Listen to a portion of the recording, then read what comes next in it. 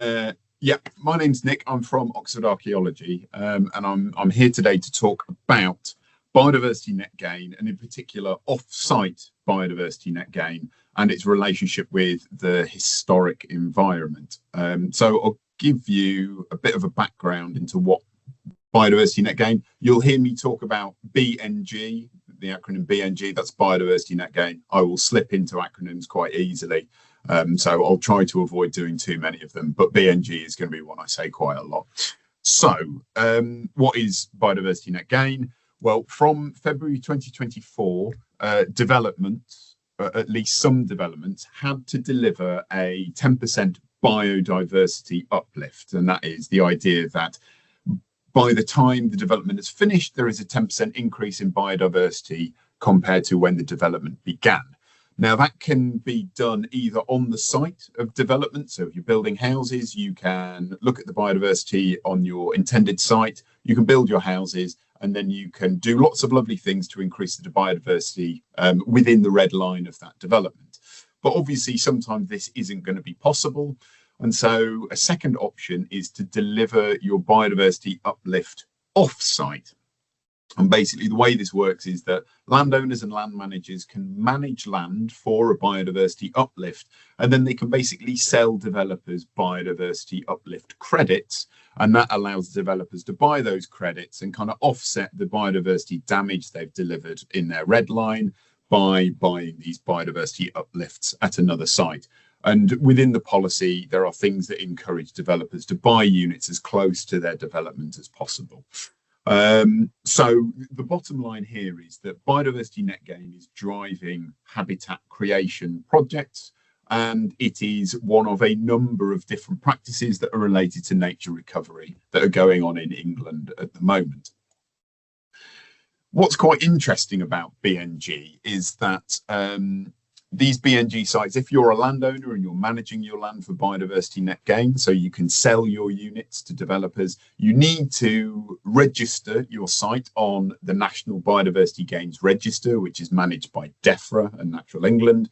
And to do this, before you can register and sell your credits, you have to engage in a legal agreement with either a local authority or a designated responsible body.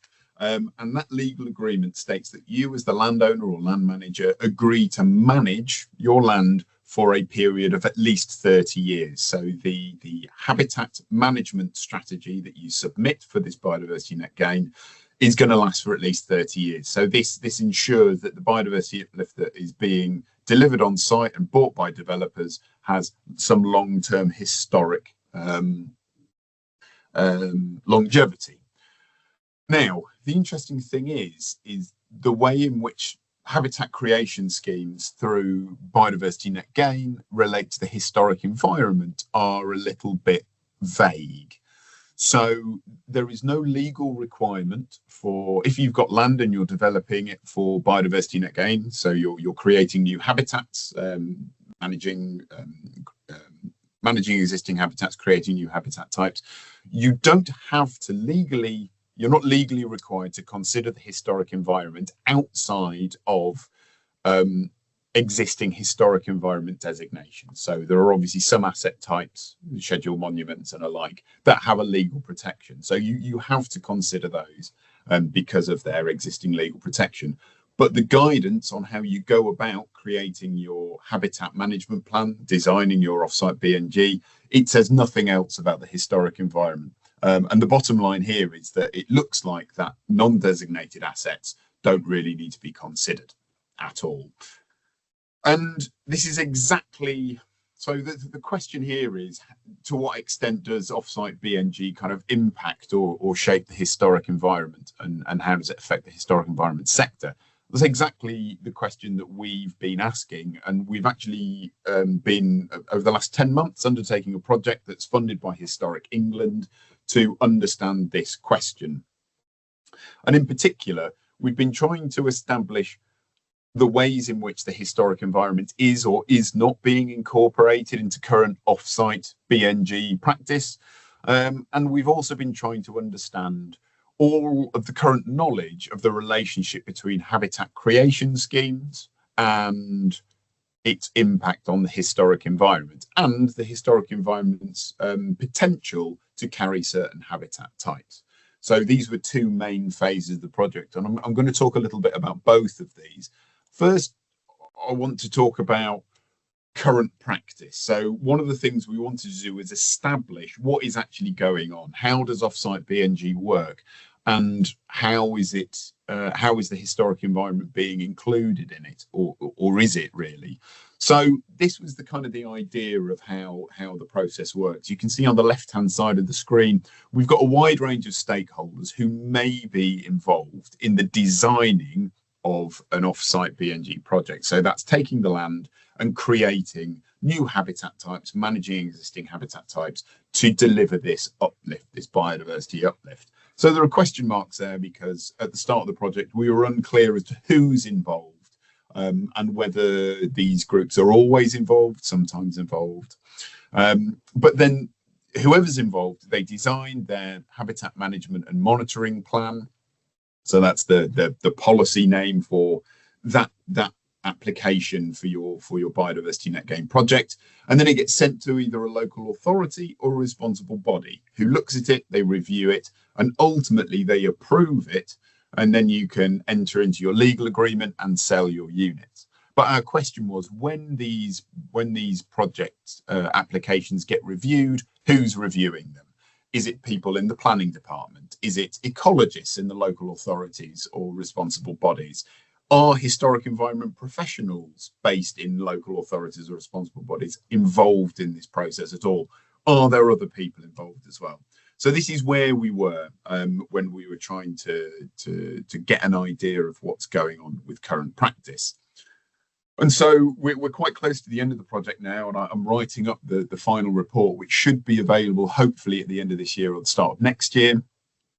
So we've done the analysis on our questionnaires that we sent out to stakeholders, and we targeted two main groups of stakeholders: people that were involved in reviewing and approving biodiversity net gain proposals, so they're in local authorities and responsible bodies, and we also spoke to people involved in designing biodiversity net gain projects. So they are you can see the big list of things there, institutions there that we surveyed. And in both of these groups, we tried to speak to natural environment professionals, things like ecologists, historic environment professionals, people like archaeologists, historic environment records officers, and other stakeholders, landowners, things like that. What I'm going to do now is give you some of the highlights of the results here. And so this is one of the first times we've presented this data, but this gives us an idea about exactly what's happening in terms of biodiversity net gain design and approval and the historic environment. So first of all, we were asking the questions of who's involved in designing off-site biodiversity net gain projects. And you can see here from our respondents, we got just over 160 respondents to the questionnaires. You can see here that of all of the respondents that answered this question, 65% of people said that historic environment professionals had not been involved in the design of off-site biodiversity net gain projects, which is obviously potentially worrying, given the fact that not all data to allow you to consider the historic environment is available to everyone, things like detailed historic environment records, data. So without their inclusion in the design, it begs the question of whether the historic environment has been fully considered within these plans. Our next question was, is the historic environment a consideration? And 61% of the people that responded to this question said that the historic environment was rarely or never considered in offsite BNG project design. And you can see that only 8% said the historic environment was always considered. Now, this is probably unsurprising, given the fact that it's not a legal requirement to do this beyond those designated assets. And it makes you think, what are the issues with this? Well, I think it's twofold. Firstly, there is the potential for habitat creation to lead to potential negative impact to historic environment assets.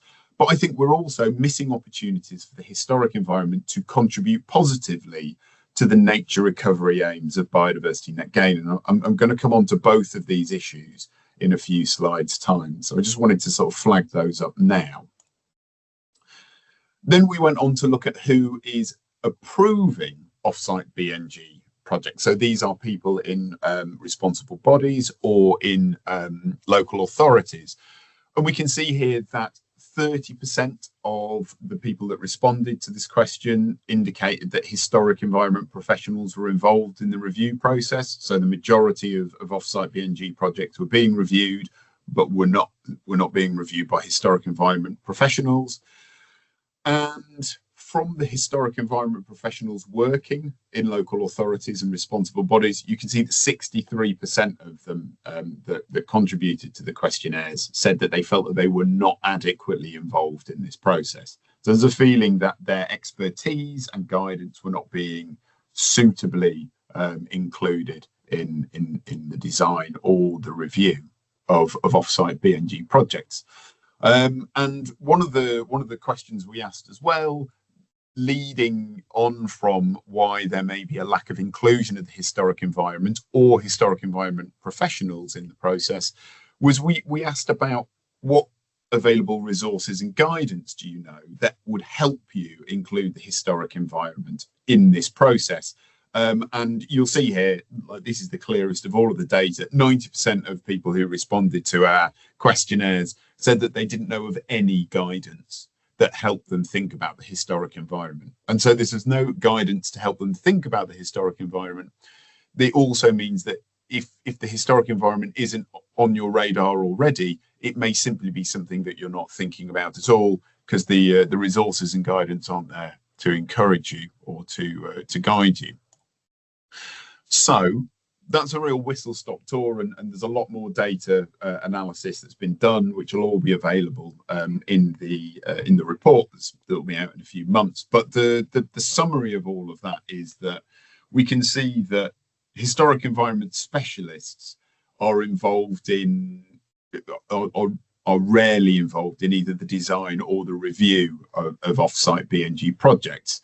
And this probably means that the historic environment is infrequently considered, and that can be a problem both in terms of thinking about the impact habitat creation might have on assets, but also it's missing the opportunity for existing historic assets to potentially contribute to nature recovery at these sites.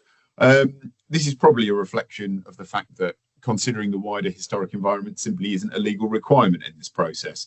BNG is a market, landowners are doing it for profit, inclusions of the historic environment cost money. If you don't have to do it, they're not going to do it. And we've had I've done interviews with case studies where people have said exactly that. If it's something that's going to take a piece of their profit and they don't have to do it, there's a chance that they're not going to do it. So it's quite complicated. But the other thing is that there is a lack of resources. So at the moment, people might find it difficult because there's nothing out there to help them. And as we said, if it feels like it's taking away profit, if it feels like it's not a necessity, if it's also difficult because the resources aren't out there to help people, it's only going to compound the fact that they find it difficult, and they're probably not going to include it. So there's a lot of subtleties that came out of both the questionnaire and the case studies that we did, which will be in the reports. But these are some of the headlines from our findings. So biodiversity net gain is something that is relatively new, and clearly from that data, for the historic environment record at least, there are some issues that need to be developed and solved for us. It's also not something that's going to go away.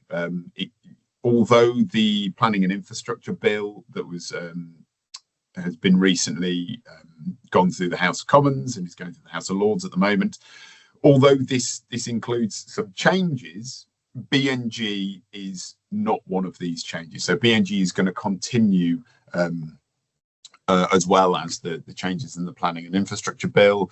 And there have been a couple of recent consultations on BNG being introduced for NSIPs, so nationally significant infrastructure projects, and some changes to the way that BNG might be applied to minor, so small sites, and also sites related to medium and brownfield development. So there's a lot of the potential changes going on. At the same time, our work and other people's work, and these are people involved in the process, mainly in local authorities, who are just doing this because they feel it's the right thing to do. We're seeing a growing call for a greater inclusion of the historic environment in the approval process of BNG schemes. But as I say, a lot of this is just off people's backs as opposed to any kind of like clear government guidance or government policy. And I think that the bottom line is we're going to see the off-site BNG market expand.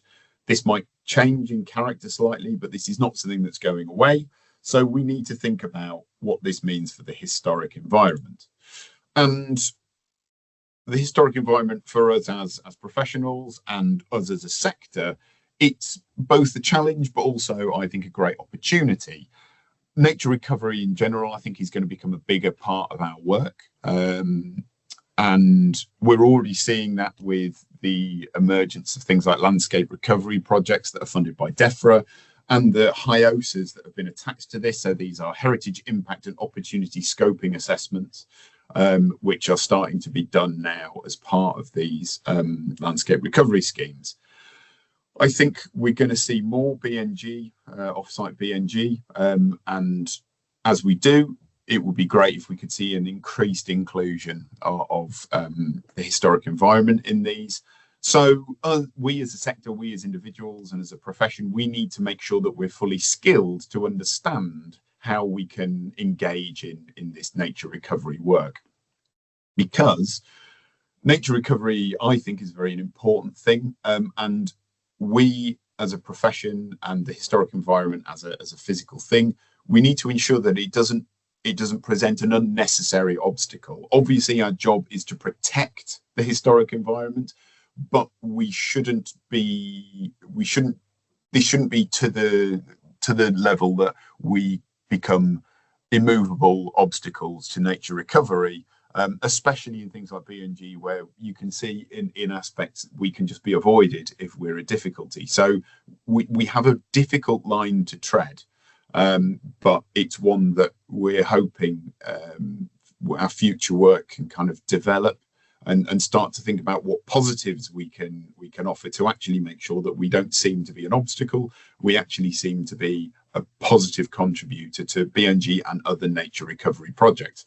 And I think what we need to do here as a sector is we need to make sure we know exactly what we can do and exactly what nature recovery might offer for the historic environment, both in a positive and negative sense. And this is what we've done in the project. We've also collated all of the resources available to us that show potential impact of habitats on historic environments and opportunities for historic assets to actually contribute positively to nature recovery. So in terms of the impacts, we need to think about how well we understand the impacts of habitat creation on assets.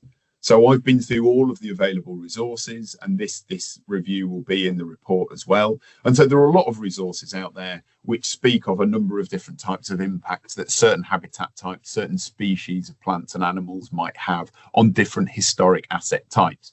So we've got some negative impacts, things like re-wetting and draining of wetlands and its impact on archaeology, the impact of tree roots, which is not as clear-cut as it may have once have been suggested, based on a recent report by Oxford Archaeology and Forestry Commission.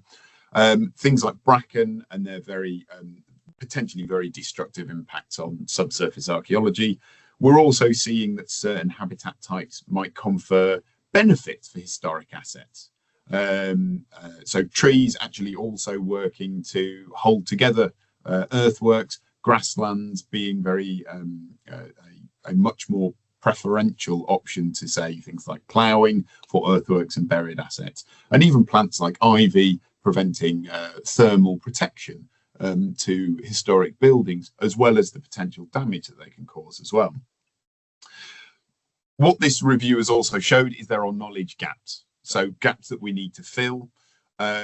We also need to turn knowledge into guidance so more people can follow the guidance and actually incorporate it into their projects. And there's a lot of practitioner knowledge out there. So a lot of people have a lot of understanding which is recorded nowhere, and it's only through their experience and their continued working that they get to employ it. This we need to kind of harness and turn into a library of knowledge so that everybody has this understanding and experience. And I think the important thing here is that the historic environment also offers a lot of opportunities to nature recovery, which we need to know about, so we can advocate for the historic environment, the inclusion of it in nature recovery. So I think the historic environment can use past environmental data to inform future nature recovery projects by identifying potentially sustainable habitats that could be created now and in the future.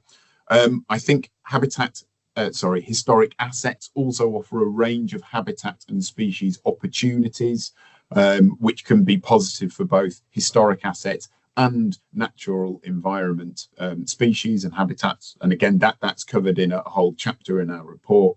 And the historic environment is also a really important place for engaging people, trying to use the past to encourage people to see alternative relationships that humans can have with the environment, to try and see what we're going through at the moment as not being an unchangeable crisis, but a crisis that we can deal with if we are happy to alter our relationship with the world around us. And that is not a change that's not happened before. This is something that humans have done time and time again, and archaeology can inspire people to kind of inhabit that change again.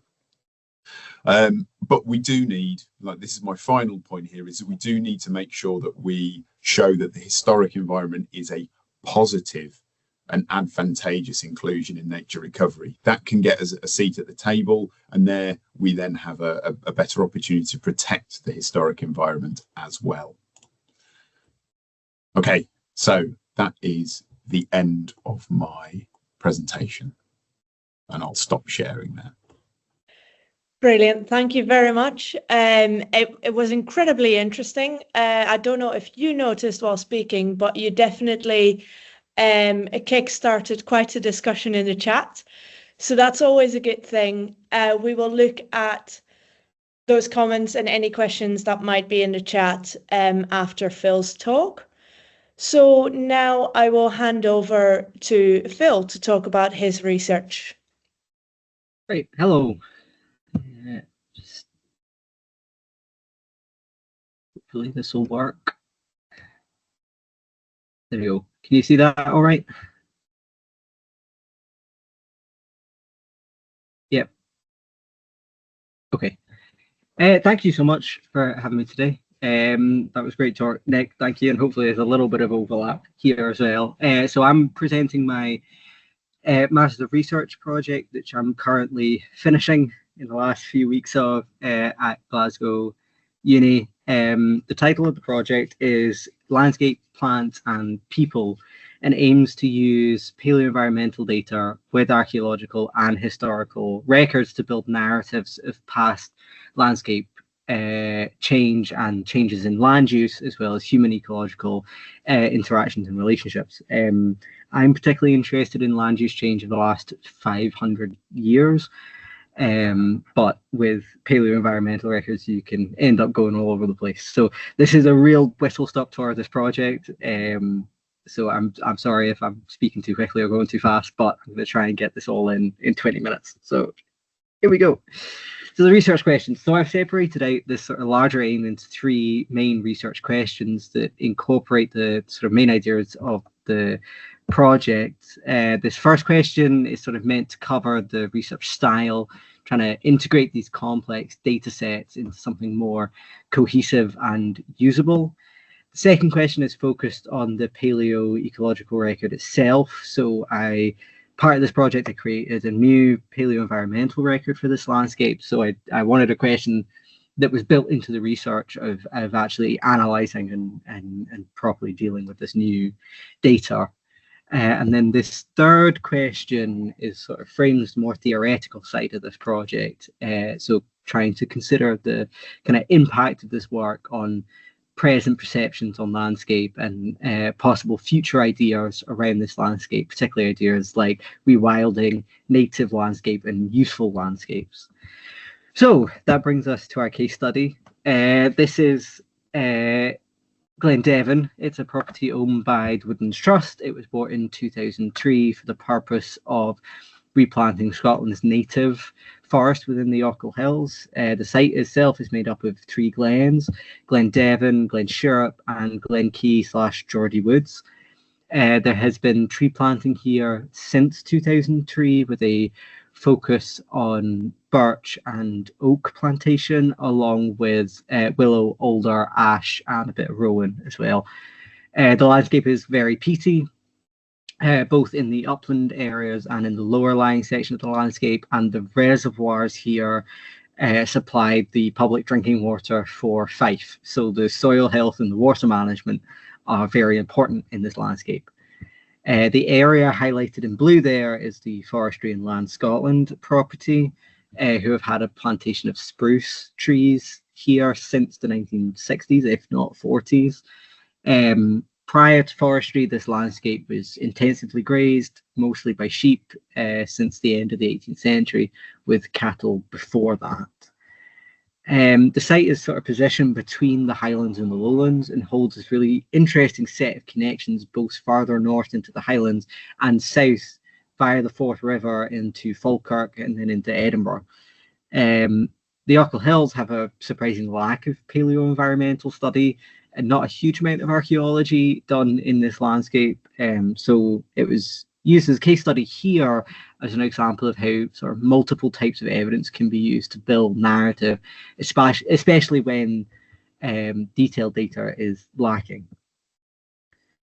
So there needs to be more environmental consideration within archaeology, along with the need for more archaeology within conservation. So this project sort of aims to use the idea of a landscape to consider both the human and the ecological, as well as the considering the interaction between the two within the wider context of this place and space that they inhabit.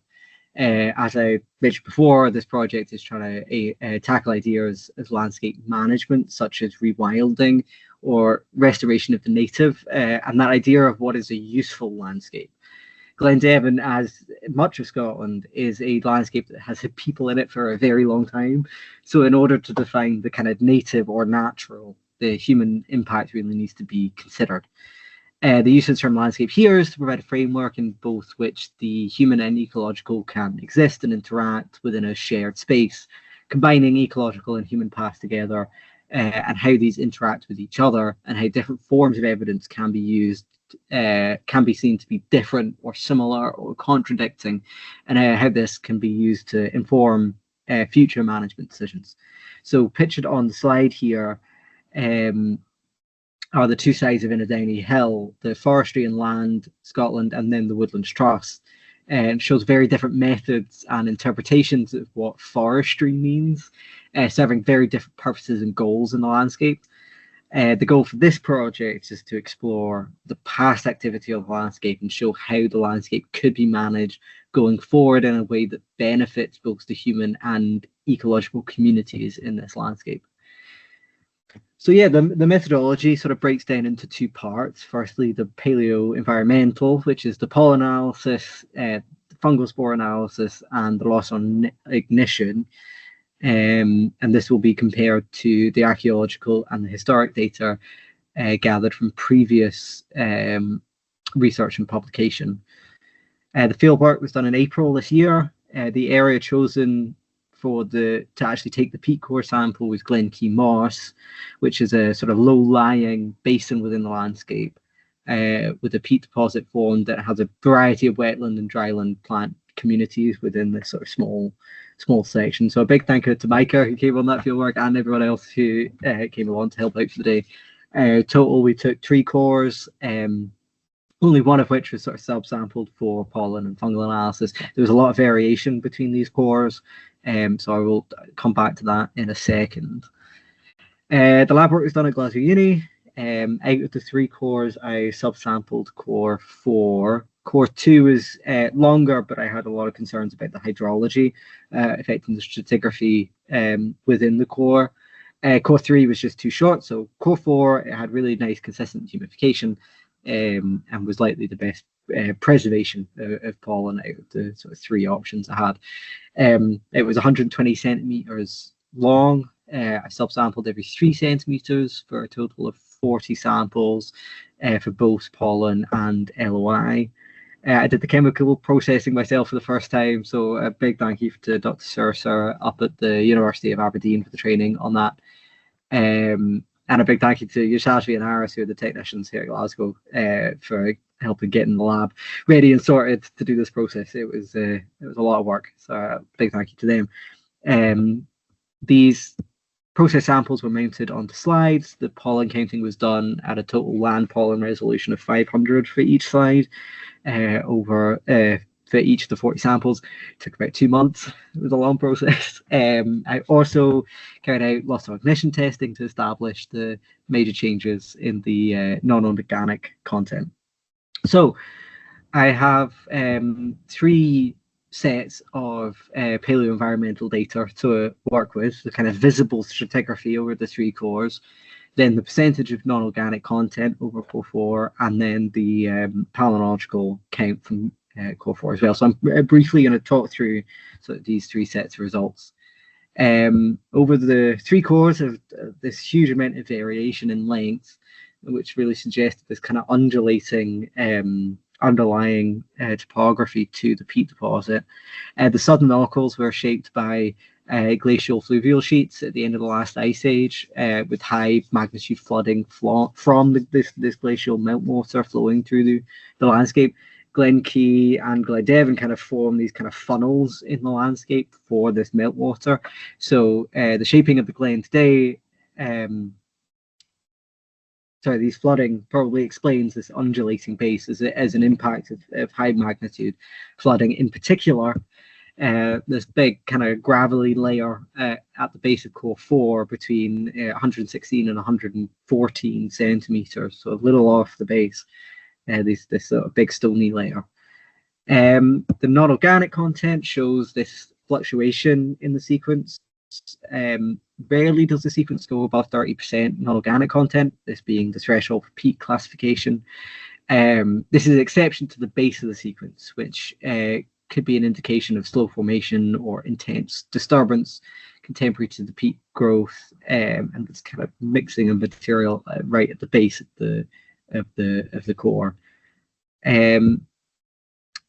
So the pollen is a much more complex story of land use change and adaptation. It's been subdivided into 6 zones, so I'm going to quickly go through each of the zones. So zone A shows immediate markers for anthropogenic activity with Plantago lanceata and Trichyum type at the base. So from the beginning of the sequence, we know by the time of the peak growth that there are people in this landscape.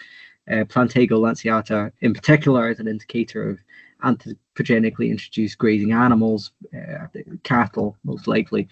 So this zone also is dominated by arboreal taxa, mostly Ulnus and Betula, with a secondary presence of Corylus and Fraxinus. The Carex is also high in this zone, and Carex and Ulnus together would indicate a wetter kind of landscape. The landscape in this zone seems to be largely dominated by trees, quite wet, and with human activity as a sort of present feature. Zone B sees a decrease of arboreal taxa along with several indicators that grazing is becoming more intensive. The decrease in tree population could be tied to human clearance, along with a rise in herbaceous taxa, which would represent a more open landscape. In particular, Rumex and Urictica are sort of associated with grazing animals, so increasing of these taxa would suggest a sort of rise in grazing. Zone C continues the shift from an arboreal dominated landscape to what I am interpreting as a open, possibly pastoral landscape. We see this dominance change from ulmus and patula to Myrica and Eurytica. The Poaceae also increase over this zone, and it's the highest peak of Poaceae in this sequence. The dung fungal spores as well peak in this zone, particularly around 72 centimeters, which is concurrent with the increase in Poaceae. All indications that this landscape is being more intensively grazed, particularly local to Glenkey moss, and possibly reflecting a shift in more intensive grazing of the moss itself. Zone D shows another transition period now into a Canula vulgaris becoming dominant. Heather is a particularly aggressive plant. It has a really complex relationship with grazing animals, where grazing animals can both promote and suppress the growth. So this rise in Canula may point to grazers being moved off this landscape, sort of allowing the Canula to flourish. Zone E shows this Canula dominance in sort of full effect. The grazing indicators for this zone are very low, suggesting very low level grazing is happening here. And there's this brief dip in Canula where you can kind of get a sense of the surrounding landscape, particularly of ulmus, Myrica, Eurytica, and Poaceae, all species that kind of occupy the kind of marginal land around the peatland. So there's this kind of dip, so you can see sort of what else is happening at this point in the landscape. Zone F reflects the present landscape. There's this huge spike in Pinacea, which is likely the forestry commission plantation over the other side of the hill. And there's also a small increase in ulmus, patula, corylus, and fraxinus, which are all species that the woodland trusts are planting as part of restoration of the native woodland. The zone also has very low dung fungal spores, in line with the end of grazing in this landscape around the end of the 20th century. And the Canula are still lower but present in this landscape. So overall, this record really reflects three major periods of landscape cover: an arboreal, a sort of pastoral, and then a heathland, with transition periods in between, and a period of sort of intensifying forest in the present. This narrative of change of the plant communities and the ecology of the site, I'm now going to compare to the archaeological and the historical. So this is the archaeological data from a 5 kilometer radius of the core point. The prehistoric here is limited, but there's quite a diverse range of site types, including standing stones, hut circles, cord and reg, from the early Neolithic onwards, showing early human activity in this landscape. There's the Roman road coming through this landscape, following the lower part of the glen, the same route as the modern A823, showing how the topography of this landscape has shaped movement and interaction with it for centuries. Moving forward to the medieval periods, a lot of these sites are classified as medieval to post-medieval by Trove, indicating that either these sites are very difficult to date precisely, or there's an element of reuse or continual use of these sites from the late medieval into the early modern. These sites are largely agricultural, as in enclosures, rig and furrow, but with some settlement and some monumentality. Post-medieval continues these trends, mostly being agricultural, but there's an increase in settlement as well, and in industry, particularly quarries and mills, sort of after 1700. And then the modern sites are mostly infrastructural, and the establishment of the village of Muckhart. Some leisure activity as well as the golf course and a curling pond, reported through Trove as well. There's LiDAR for this site, which has been visualized and plotted against the archaeology.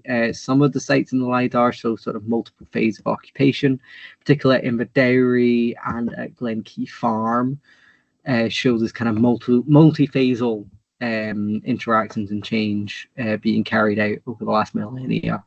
There are a number of sites with no data signed, and some of these are really interesting, but it's difficult to deal with these large data sets. Having something you can't really do a whole lot with.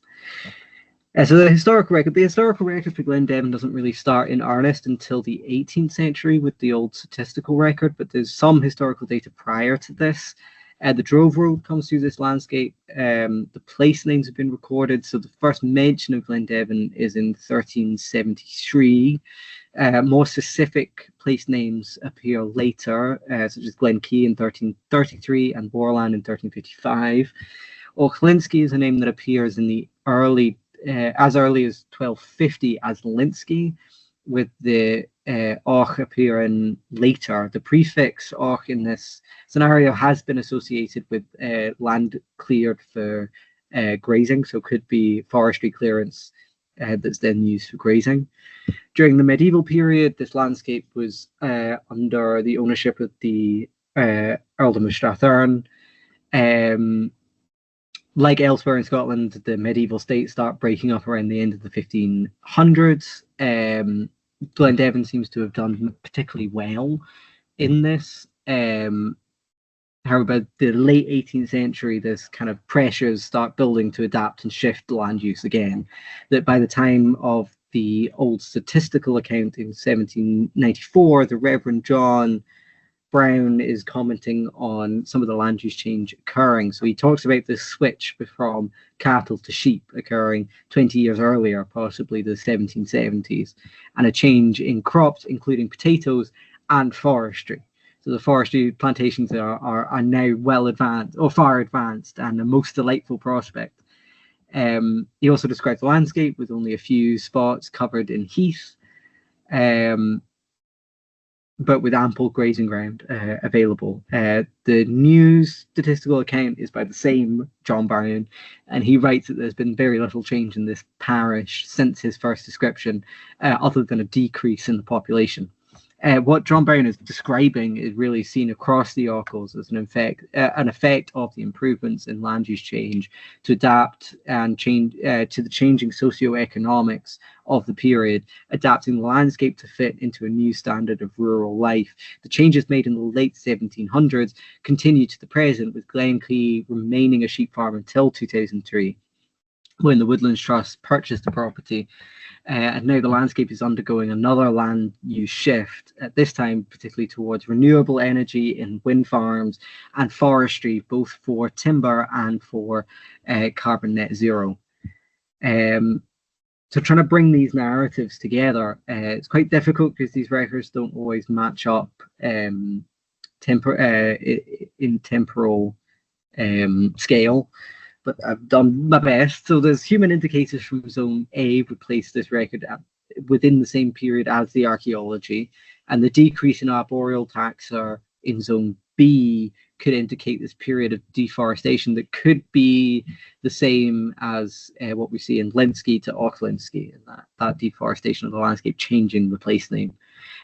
Brown's comment on there being very little heathland in 1794 would suggest that his comments are being made before the beginning of Zone D, possibly placing a late sort of 18th century date on the end of Zone Z, beginning of Zone D. The increase in cannula could come from these changes from cattle to sheep, as sheep are much less preferential towards heather grazing, and Zone E likely reflects this period of low-level sheep grazing recorded in sort of the last 200 years of the site. The large spike in Pinacea is very clearly the Forestry Commission plantation, and is sort of signalling the effects of the next change of land use on the paleoecological record. So my overall kind of interpretation is this is a mid-medieval to present-day landscape record with multiple phases of change over the course of the record. The shift in the landscape change is indicated by the archaeology and the historical record, and is given more colour by the pollen. It shows the landscape has changed or has been changed by the needs of the local population, and how the impact of socioeconomic changes the ecology of a landscape. As we stand now, this landscape is about to change again as more forestry is introduced, and maybe Zone A and Zone B of this record kind of indicate what kind of forestry is a good fit for this landscape moving forward. So hopefully I've tried to demonstrate in this project that the landscape has had a long history of being shaped and changed by people, and it will continue to be in the future. And by creating a paleo record for the site and developing these kind of narratives of past land use change from the archaeology and from the history, to compare and contrast all three narratives of past land use change, we can kind of turn to